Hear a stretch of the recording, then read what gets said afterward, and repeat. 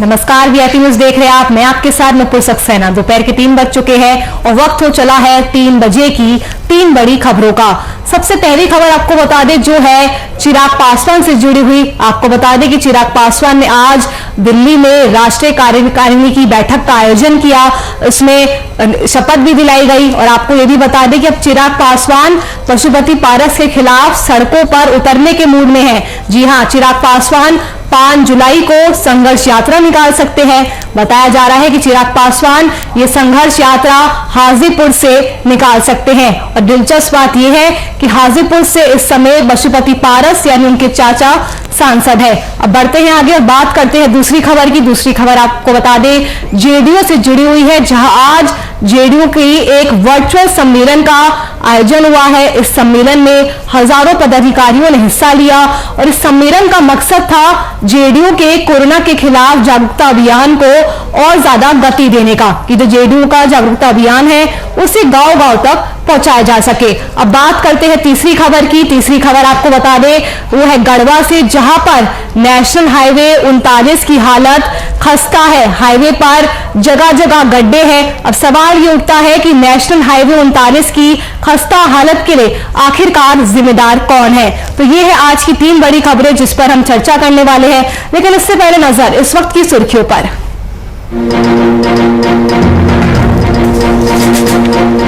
दिल्ली में हुई एलजेपी राष्ट्रीय कार्यकारिणी की बैठक। चिराग पासवान ने पार्टी के नेताओं को दिलाई शपथ। 5 जुलाई को पिता की जयंती पर निकालेंगे संघर्ष यात्रा। चिराग पासवान को मिला दलित समाज का समर्थन। मोकामा में दलित समुदाय के लोगों ने पशुपति पारस के खिलाफ लगाए नारे। बोले चिराग को समर्थन देना न्यायोचित। जेडीयू का वर्चुअल सम्मेलन आयोजित। संगठन की मजबूती पर हुआ मंथन। सम्मेलन का मकसद कोरोना से बचाव के लिए जेडीयू के जागरूकता अभियान को देना गति। पटना में एक बार फिर केंद्र सरकार के खिलाफ दिखा जाप। कार्यकर्ताओं का आक्रोश। बढ़े तेल और गैस के दाम को लेकर निकाला भैंस मार्च। 2 पहिया वाहन को भैंस से खिंचवाया। 2 गुटों में बटी लोक जनशक्ति पार्टी की लड़ाई। परिवार पार्टी के बाद अब चुनाव आयोग तक पहुंच चुकी है। चाचा पशुपति पारस और भतीजा चिराग पासवान दोनों पार्टी का असली नेता होने का दावा कर रहे हैं। दोनों ही नेता पार्टी के झंडा बैनर पर अपना अपना वर्चस्व जमा रहे हैं। वहीं चिराग पासवान अपने पिता रामविलास पासवान द्वारा बनाई पार्टी पर कब्जा जमाने और चाचा पशुपति पारस की सियासी रणनीति को तोड़ने के लिए उन्होंने आज दिल्ली में बैठक की। चिराग पासवान 5 जुलाई को पिता और एलजेपी के संस्थापक अध्यक्ष रामविलास पासवान के जन्मदिन पर संघर्ष यात्रा निकालेंगे।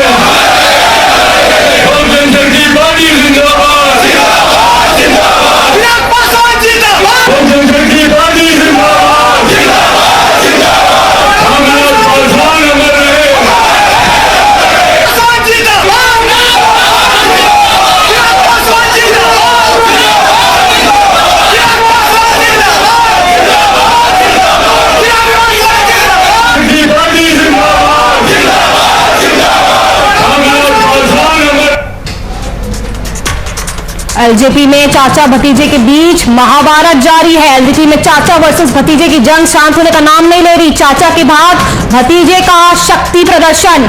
तो अब चिराग पासवान भी सड़कों पर उतरने के मूड में है। दिल्ली में राष्ट्रीय कार्यकारिणी की बैठक का आयोजन किया गया। चिराग के घर समर्थकों का प्रदर्शन। चिराग के समर्थन में भी कई लोग आ रहे हैं इस समय।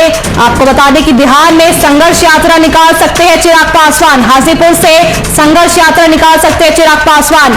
एलजेपी के नए अध्यक्ष पशुपति पारस ने किया ऐलान। आपको बता दें एलजेपी की नई राष्ट्रीय कार्यकारिणी का ऐलान किया गया है। पशुपति पारस ने यह ऐलान किया है। नई राष्ट्रीय कार्यकारिणी में आपको बता दें कौन कौन है। चौधरी महबूब अली कैसर राष्ट्रीय उपाध्यक्ष के पद पर उनका चयन हुआ है। वीणा देवी राष्ट्रीय उपाध्यक्ष के तौर पर चुनी गई है। तो यह है एलजेपी की नई कार्यकारिणी, जिनके सदस्यों के नाम आपको बता रहे हैं। सुनीता शर्मा राष्ट्रीय उपाध्यक्ष बनाई गई है। एलजेपी की नई कार्यकारिणी की घोषणा हो चुकी है। चंदन सिंह राष्ट्रीय महासचिव बनाया गया है, उन्हें चंदन सिंह को राष्ट्रीय महासचिव बनाया गया है। प्रिंस राज को राष्ट्रीय महासचिव बनाया गया है। एलजेपी की नई कार्यकारिणी के सदस्य के नाम बता रहे हैं आपको। संजय सर्राफ, उन्हें भी राष्ट्रीय महासचिव बनाया गया है। ये है एलजेपी की नई कार्यकारिणी। रामजी सिंह को भी राष्ट्रीय महासचिव बनाया गया है। विनोद नागर, जिन्हें राष्ट्रीय कोषाध्यक्ष बनाया गया है। तो ये है एलजेपी की नई कार्यकारिणी। चौधरी महबूब अली कैसर राष्ट्रीय उपाध्यक्ष।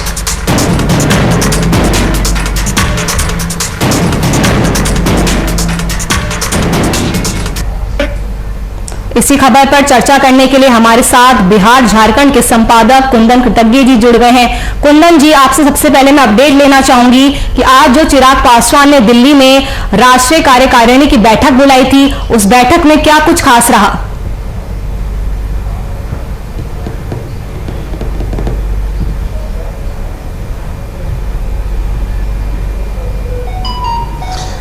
देखिए, मैं आपको बता दें नुपुर की एलजेपी के राष्ट्रीय कार्यकारिणी में 77 सदस्य हैं और इन 77 सदस्यों में से दोनों गुटों का दावा है कि अधिकतम सदस्य चिराग गुट के साथ हैं और पशुपति पारस का दावा है कि वो उनके साथ उपलब्ध हैं। अब इन 77 सदस्यों में कितने लोग 12 जनपद पहुंचे हैं, ये तो अब से थोड़ी देर बाद पता चल पाएगा, क्योंकि व्यक्तिगत उपस्थिति किन किन लोगों की हुई है यह अभी तक मीडिया के सामने आ नहीं पाई है। आपको बता दें कि 30 जून 2015 को रामविलास पासवान के निर्देश पर राष्ट्रीय महासचिव अब्दुल खालिक ने चुनाव आयोग को राष्ट्रीय कार्यकारिणी की एक सूची सौंपी थी, जिसमें 77 लोगों के नाम थे और उसमें 77 सदस्यीय इस सूची को चुनाव आयोग को सौंपा गया था। लेकिन स्थिति यह थी कि उस सूची में बहुत सारे लोग अब लोजपा में शामिल नहीं है या कुछ लोगों का निधन भी हो चुका है। दोनों गुटों का दावा है, चिराग गुट का भी दावा है और खास करके पशुपति पारस गुट का भी दावा है कि 2019 में एक नई सूची 77 सदस्यों की एक नई सूची चुनाव आयोग को सौंपी गई थी। हालांकि उस सूची के बारे में चुनाव आयोग की तरफ से कोई अभी तक कंफर्मेशन नहीं आया है। इन 77 लोगों में से जो सूचना आई थी, 71 कार्यकारिणी सदस्यों ने पशुपति पारस के निर्विरोध निर्वाचन को हरी झंडी दी थी और पशुपति पारस लोजपा के निर्विरोध राष्ट्रीय अध्यक्ष चुन लिए गए थे। अब आज कितने सदस्य उपस्थित हो पाते हैं यह अभी थोड़ी देर में पता लग पाएगा, लेकिन दोनों गुटों का दावा है कि 77 सदस्यों में से अधिकांश लोग इनके साथ हैं।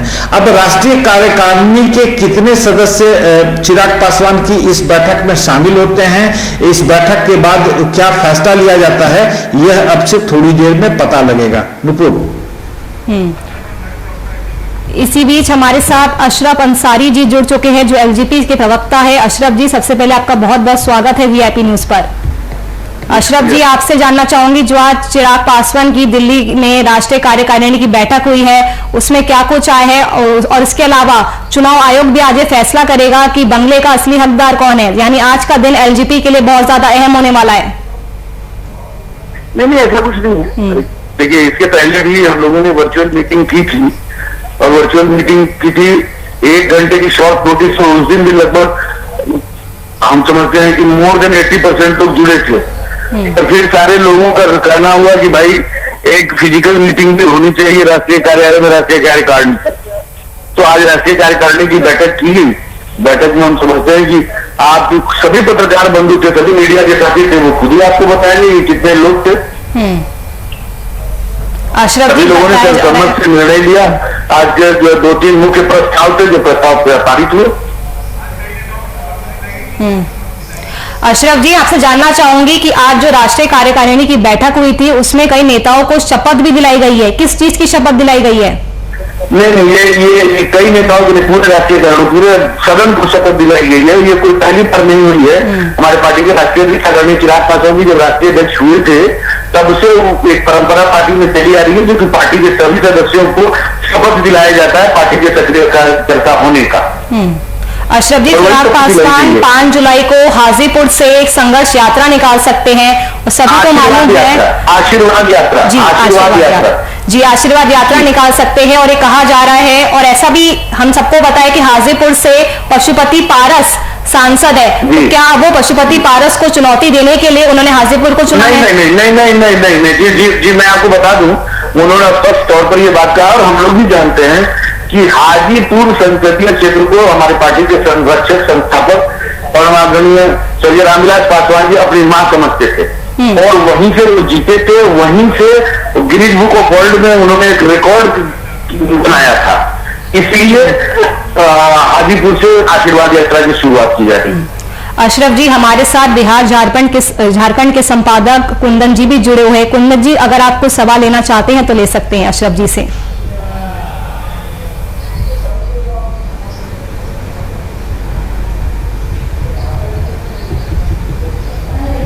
अशरफ जी, आपके चुनाव आयोग में जो आप लोगों ने सूची सौंप रखी है, उसमें राष्ट्रीय कार्यकारिणी में 77 सदस्य हैं। आज कितने सदस्यों की उपस्थिति रही है आज की बैठक में? सर, हमको लगता है कि मोर देन 90% है। बहुत सारे लोग तो फिजिकली थे, कुछ जो साउथ के नहीं आ पाए थे, वो लोग आज भी वर्चुअली थे। लगभग हमको लगता है 14-15 सदस्य जो है वो वर्चुअली जुड़े थे, और हमको लगता है 90% से ज्यादा भागीदारी थी। और ये कोई कहने की बात नहीं है, तो आप सभी मीडिया के साथी खुद आए थे और खुद उन लोगों ने देखा है। एक एक आदमी को सबके सामने नेम प्लेट लगा हुआ लिस्ट दिया गया था, और वो लिस्ट आप राष्ट्रीय निर्वाचन आयोग से आप खुद से जांच कर सकते हैं, देख सकते हैं।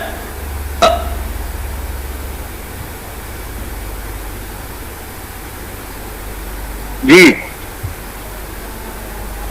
अशरफ जी, एक सवाल, पशुपति पारस का जब निर्वाचन राष्ट्रीय अध्यक्ष के तौर पर दूसरा गुट कर रहा था, उस दौरान खबरें ये भी आई थी कि 10 उनके प्रस्तावक बने थे और 71 कार्यकारिणी सदस्यों ने उनके निर्वाचन की पर सहमति दी थी। तो उन 71 वो कौन से 71 लोग थे जो उस कार्यकारिणी में शामिल थे और जो आज की बैठक में भी शामिल हुए? ये तो वही बताएंगे ना, सांच को आंच क्या। अगर सच था, सब कुछ सामने था, तो राष्ट्रीय कार्यकारिणी की बैठक राष्ट्रीय कार्यालय में या दिल्ली में कहीं करते, तभी लोगों के सामने करते, न कि बिहार में जाकर, वो भी किसी सम्मानित सदस्य के घर पे जाकर के कहीं राष्ट्रीय कार्यकारिणी की बैठक होती है क्या? 5 आदमी हम लोग भी कहीं बैठ करके और खुद से किसी को राष्ट्रीय अध्यक्ष चुन ले, हम स्वयं को अंतरराष्ट्रीय अध्यक्ष चुन ले, तो संविधान इसको मानेगा क्या? आप भी जानते हैं कि कोई भी संस्था या देश या संगठन संविधान से चलता है, और उसकी एक संवैधानिक प्रक्रिया होती है। संवैधानिक प्रक्रिया से जो उचित होगा वो होगा। तो सांच को आज हम लोगों ने जो किया वो सबके सामने है। आपको अगर करना था तो आप भी सबके सामने करते, कहा देने से तो नहीं हो जाएगा ना।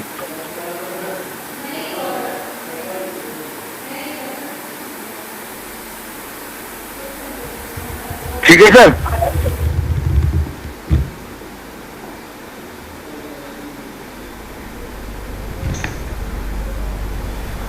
जी अशरफ जी, आपका बहुत बहुत शुक्रिया हमारे साथ जुड़ने के लिए।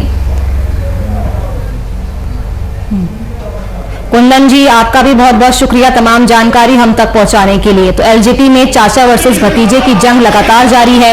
आज का दिन एलजेपी के लिए बहुत ही ज्यादा अहम है। नई राष्ट्रीय कार्यकारिणी में 8 सदस्य शामिल हो गए हैं। पशुपति पारस ने इसका ऐलान किया है। एलजेपी में चाचा भतीजे के बीच महाभारत लगातार जारी है। चाचा के बाद भतीजे का शक्ति प्रदर्शन। चिराग पासवान अब सड़क पर उतरने के मूड में है। दिल्ली में राष्ट्रीय कार्यकारिणी की बैठक का आयोजन किया गया है। चिराग पासवान ने आयोजन किया है। चिराग के घर समर्थकों का प्रदर्शन भी किया गया। तो बिहार में संघर्ष यात्रा निकालेंगे चिराग पासवान। जेडीयू का राज्य स्तरीय वर्चुअल सम्मेलन आयोजित किया गया। इस सम्मेलन में पार्टी के राष्ट्रीय अध्यक्ष आरसीपी सिंह और प्रदेश अध्यक्ष उमेश सिंह कुशवाहा मौजूद हैं। सम्मेलन में पार्टी के लगभग 1000 पदाधिकारी शामिल हुए। इस सम्मेलन का मकसद कोरोना के खिलाफ जेडीयू के जागरूकता अभियान को गति देना है। इसकी सफलता को लेकर शनिवार को जेडीयू मीडिया सेल के द्वारा बैठक का आयोजन भी किया गया था। इसमें युवा जेडीयू, छात्र जेडीयू, अति पिछड़ा प्रकोष्ठ, व्यावसायिक प्रकोष्ठ और सेवा दल प्रकोष्ठ शामिल रहे।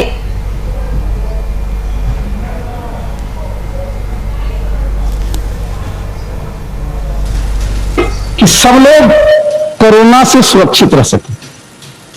हमारे माननीय मुख्यमंत्री, हम सब लोगों के नेता नीतीश बाबू ने जिस प्रकार से काम किया है, ये सब आप जानते हैं।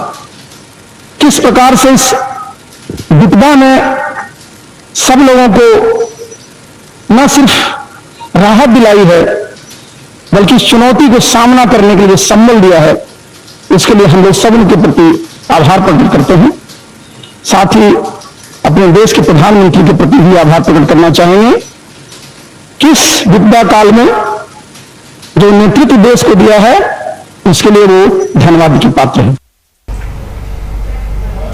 तो राष्ट्रीय अध्यक्ष आरसीपी सिंह, प्रदेश अध्यक्ष उमेश कुशवाहा जेडीयू के वर्चुअल सम्मेलन में मौजूद रहे। इसका उद्देश्य बताया जा रहा है कोरोना के खिलाफ जागरूकता अभियान को गति देना, जेडीयू के अभियान को गति देना। तो जेडीयू के वर्चुअल सम्मेलन का आज आयोजन किया गया, जिसमें आरसीपी सिंह भी मौजूद रहे। कोरोना से बचाव के मुद्दे को लेकर हजारों पदाधिकारी इस सम्मेलन में शामिल हुए। राष्ट्रीय अध्यक्ष आरसीपी सिंह, प्रदेश अध्यक्ष उमेश कुशवाहा भी मौजूद हुए। इसका उद्देश्य बताया जा रहा है सम्मेलन का कोरोना के खिलाफ जागरूकता अभियान को गति देना। तो जेडीयू का वर्चुअल सम्मेलन आयोजन उसका हुआ है आज।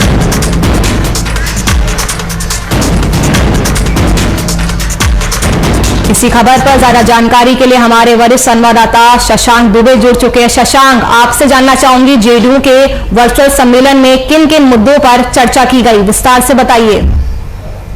देखिए मित्र, जदयू ने अपने तमाम प्रकोष्ठों के और तमाम युवा जो दल है या जिसमें उनके प्रकोष्ठ का आनुषंगिक इकाइयां हैं जदयू की, उसके तमाम कार्यकर्ताओं और नेताओं से वर्चुअल मीटिंग की। और देखिए महत्वपूर्ण क्या है कि राष्ट्रीय अध्यक्ष आरसीपी सिंह भी उस बैठक में मौजूद थे और कहीं ना कहीं प्रदेश अध्यक्ष थे, पूरा संगठनात्मक था। देखिए जो मुख्य फोकस था वो ये था कि सरकार के द्वारा जो काम किए जा रहे हैं, लेकिन नीतीश सरकार ने का दावा है कि उन्होंने पिछले 15 सालों में बहुत ज्यादा काम किया है, लेकिन 2020 के जो परिणाम आए थे उसका एक कारण ये माना जा रहा था कि कहीं ना कहीं जो सरकार के काम है वो आम जनता तक पार्टी कार्यकर्ता उस तरह नहीं पहुंचा पाए जिस तरह उनको पहुंचाया जा सकता था। तो इसको लेकर कई बार समीक्षा हुई थी और ये कही गई कि सरकार ने जो भी काम किए हैं वो तमाम कार्यकर्ताओं से या तमाम जो आनुषंगिक इकाइयां हैं, जो तमाम प्रकोष्ठ है जदयू से, उनके भी ज्यादा वो ट्रेंड हो गए और जनता तक अपने सरकार के कामों को पहुंचाएंगे या सरकार की जो योजना है उनमें मदद करेंगे जनता तक इसलिए जाना चाहिए। ऐसे इसी कड़ी में इस बात को देखा जाना चाहिए कि कोरोना काल में कोविड अब बिहार में काफी नियंत्रण में है, तो नीतीश कुमार के जो किए गए काम है, कोरोना से निपटने के लिए जो काम है, उनका जो प्रयास है, उन तमाम चीजों को जनता से अवगत कराया जाए, क्योंकि कहीं कहीं ना भ्रांतियां फैलाई जा रही है विपक्ष के द्वारा, तो उनको भी काउंटर किया जा सके। यही वजह है कि उन्होंने अपने तमाम कार्यकर्ताओं को एक तरह से ट्रेनिंग भी दी है और बताया है कि सरकार ने क्या क्या काम किए हैं और वो उसका एक मैसेंजर बनकर जनता तक जाएंगे। दूसरा देखिए महत्वपूर्ण विषय यह है कि आरसीपी सिंह ने सिर्फ नीतीश कुमार की तारीफ नहीं की है। अगर गौर से देखा जाए तो आरसीपी सिंह ने प्रधानमंत्री की तारीफ की है, तो कहीं ना कहीं जदयू ने यह संकेत भी देने की कोशिश की है कि जो अभी तक विपक्ष द्वारा या तमाम पार्टियों द्वारा एक प्रोपेगेंडा चलाया जा रहा था कि जदयू और भाजपा के बीच में कहीं ना कहीं आलिज नॉट वेल है, तो सब कुछ ठीक है, बहुत अच्छा कोऑर्डिनेशन है। तो जो राष्ट्रीय अध्यक्ष जदयू के, उन्होंने प्रधानमंत्री के काम की सराहना की है और नीतीश कुमार के भी काम की सराहना की है। तो देखिए मुख्य मकसद जो है यही है कि जो राज्य सरकार के काम है उनको अपने पार्टी कार्यकर्ताओं के माध्यम से जनता तक पहुंचाना है, और यही वजह है कि पार्टी कार्यकर्ताओं को तमाम योजनाओं के बारे में, और वो न सिर्फ कोरोना की बात भी नहीं थी, उसमें महिलाओं के लिए जो काम किए जा रहे हैं, महिलाओं के लिए, लड़कियों के लिए जो स्कूल कॉलेजेज और टेक्निकल यूनिवर्सिटीज में आरक्षण की बात की जा रही है, महिलाओं को नौकरी में जो आरक्षण दिया जा रहा है, या फिर महिलाओं को उद्यम लगाने के लिए जो प्रायोरिटी दी जा रही है, इन तमाम चीजों से अपने कार्यकर्ताओं का अवगत कराया गया है और वो कार्यकर्ता मैसेंजर बनकर जनता के बीच में सरकार की आवाज को रखेंगे, सरकार के कामों को रखेंगे। शुक्रिया शशांक आपका तमाम जानकारी हम तक पहुंचाने के लिए। देश में कनेक्टिविटी को सुनिश्चित करने के लिए रोड एक अहम भूमिका निभाती है। इलाके चाहे समतल हो या फिर पहाड़ी, सड़कें देश में आवागमन का एक मुख्य साधन है। एनएच के रखरखाव का जिम्मा NHAI को सौंपा गया है, लेकिन वो है कि अपनी जिम्मेदारी समुचित तरीके से नहीं निभा पा रही है। क्या है नेशनल हाईवे की हालत और कौन है जर्जर हालत का जिम्मेदार, देखिए इस खास रिपोर्ट में। दो राज्यों को आपस में जोड़ने वाली सड़कों को नेशनल हाईवे के नाम से जाना जाता है। इनके रखरखाव के लिए जिम्मेदार कंपनी NHAI की ओर से विशेष नंबरिंग की जाती है। इन्हीं एनएच में से एक है NH 39, जो कि झारखंड की राजधानी रांची को पलामू, गढ़वा, उत्तर प्रदेश के कई जिलों के रास्ते मध्य प्रदेश के झांसी को जोड़ता है। तस्वीरों में जो नजारा आप देख रहे हैं वो कोई एडवेंचर स्पॉट का साइट नहीं, बल्कि NH 39, जो कि इस इलाके में आज भी अपनी पुरानी यादों की NH 75 के नाम से जाना जाता है। 3 राज्यों को जोड़ने वाला ये राष्ट्रीय राजमार्ग न कि सिर्फ आम लोगों के लिए बल्कि इसे इंडस्ट्रियल रूट भी माना जाता है। लेकिन गढ़वा जिले में अगर इस NH के रखरखाव पर गौर फरमाया जाए तो निश्चित रूप से NHAI की कार्यशैली पर सवाल खड़ा होता है। इस NH की हालत इतनी दयनीय है कि जिस रास्ते को पूरा करने में महज आधे घंटे लगने चाहिए, वो अब खराब सड़क के चलते 1.5 घंटे से ज्यादा समय में तय होता है। जगह जगह पर गड्ढे और जलजमाव से न सिर्फ समय की बर्बादी है बल्कि दुर्घटनाओं को खुलेआम निमंत्रण मिलता है। आइए सुनते हैं इस विषय में क्या कहना है स्थानीय लोगों का। का मुख्य NH 75 मार्ग है जो बीते कई वर्षों से खराब पड़ा हुआ है और गड्ढा के कारण, जल जमाव के कारण आने जाने वाली यात्रियों को बहुत परेशानी होती है। अक्सर आए दिन यहाँ दुर्घटनाएं घटती रहती हैं, लेकिन इसकी सूट देने के लिए गढ़वा जिला में कोई भी अधिकारी या जनप्रतिनिधि या किसी नेता द्वारा अभी तक इसकी मरम्मत नहीं की गई और न ही कुछ इसके ऊपर कार्य किया गया है। बहुत ही स्थिति खराब है सर। इससे पहले हम लोग 2 बार उपायुक्त महोदय के आवेदन दे चुके हैं। जनता दरबार में किया था मेरा आवेदन, हम लोग पूरा साइन करा के दिए थे, लेकिन इस पर कोई कार्रवाई नहीं हो पाया। और इस जहाँ पे ये गड्ढा हुआ है वहाँ पे पहले बड़ा सा पुल था, वो पुल बंद कर दिया गया। स्थानीय लोगों का कहना है कि ये दुर्दशा नई नहीं बल्कि काफी दिनों से है। तो आखिर इसके लिए जिम्मेदार है कौन? निश्चित रूप से NHAI। 3 राज्यों को जोड़ने वाले सड़क की दुर्दशा साफ रूप से इसके जिम्मेदार प्राधिकरण की लापरवाही को दर्शाता है। अगर बीते 2 वित्तीय वर्ष के आंकड़े देखें तो सड़क और पुल के निर्माण और रखरखाव के लिए NHAI और औसतन लगभग 37,000 करोड़ का फंड मुहैया कराया गया है। बावजूद इसके NH लापरवाही और अनदेखी की भेंट चढ़ गया।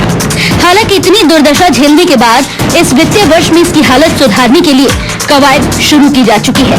लगभग 14 करोड़ के एलोकेटेड फंड से इस सड़क के जीर्णोद्धार का कार्य संपन्न कराया जाएगा।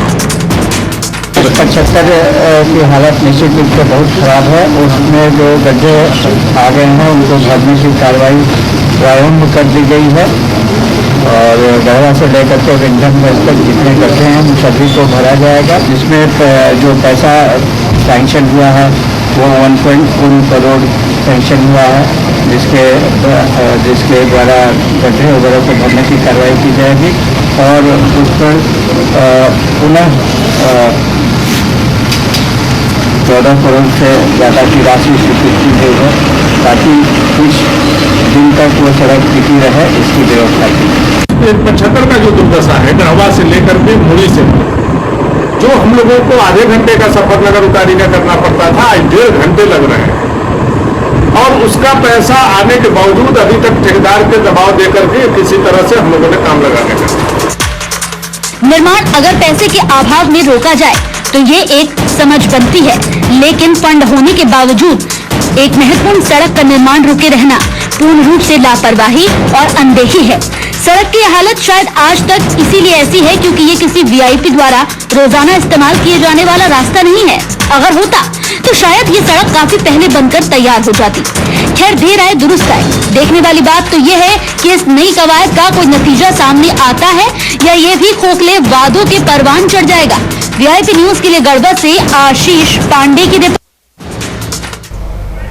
तो नेशनल हाईवे की हालात बदतर हो गई है। NH 39 की हम बात कर रहे हैं। गढ़वा का ये नेशनल हाईवे, NHAI की कार्यशैली पर लगातार सवाल खड़े हो रहे हैं। इस हालत के लिए जिम्मेदार कौन है? आधे घंटे वाले रास्ते पर 1.5 घंटे का समय लग जाता है। इसी खबर पर ज्यादा जानकारी के लिए हमारे संवाददाता आशीष पांडे जुड़ चुके हैं। आशीष, सीधा सवाल मेरा यह है कि NH 39 जो कि 3 राज्यों को जोड़ता है, इंडस्ट्रियल रूट भी इसे माना जाता है, इसकी ऐसी जर्जर हालत के लिए आखिरकार कौन जिम्मेदार है?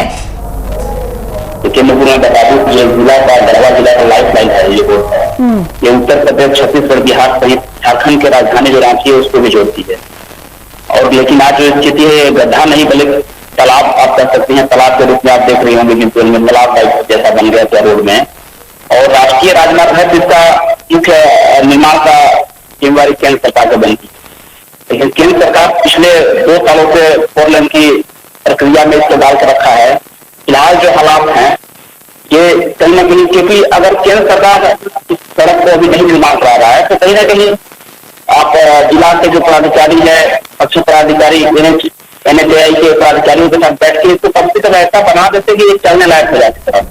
लेकिन फिलहाल जो स्थिति है, क्योंकि अगर जिला के पदाधिकारी, इससे पहले मैं बता दूं, साल भर पहले यहाँ के उपायुक्त थे, उन्होंने जिला के ये NHAI के पदाधिकारियों के 75 के जो पदाधिकारी थे उनके साथ एक मीटिंग करके इसको चलने लायक बना दिया था। लेकिन फिलहाल स्थिति यही है कि या तो पदाधिकारी भी चुप है, NHAI के पदाधिकारी भी चुप है, जिला के पदाधिकारी भी चुप है। और हालात ये है, एक बात और मैं बता दें देखिए, अभी तक इस रोड पे 17 लोगों की जान जा चुकी है, 50 से ज्यादा लोग घायल हो चुके हैं इस रोड में, मैं बता दूं इसके बारे में, NH75 के बारे में। और इसके अलावा बहुत सारे लोग ऐसे हैं जो एक्सीडेंट हुआ जिसका पता नहीं चला, क्योंकि हॉस्पिटल जाते नहीं, घर चले जाते नहीं। शुक्रिया आशीष आपका तमाम जानकारी हम तक पहुंचाने के लिए।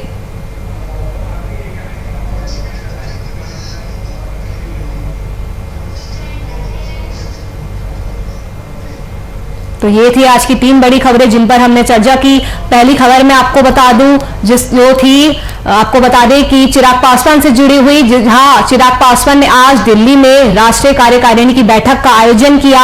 चिराग पासवान अब पशुपति पारस के खिलाफ सड़कों पर उतरने के मूड में हैं। आपको बता दें कि वो 5 जुलाई को हाजीपुर से संघर्ष यात्रा निकालेंगे। वही दूसरी खबर हमने की बात की जो है जेडीयू से जुड़ी हुई। आज जेडीयू ने वर्चुअल सम्मेलन का आयोजन किया और इस वर्चुअल सम्मेलन का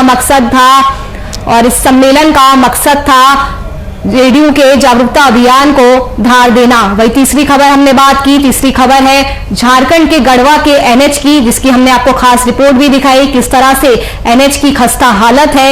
एनएच पर जगह जगह गड्ढे हैं, जिसकी वजह से यात्रियों को भी आने जाने में काफी सारी मुश्किलों का सामना करना पड़ता है। तो ये थी आज की 3 बड़ी खबरें जिस पर हमने चर्चा की। फिलहाल के लिए इतना ही। देश और दुनिया की तमाम खबरों के लिए आप देखते रहिए VIP न्यूज। नमस्कार।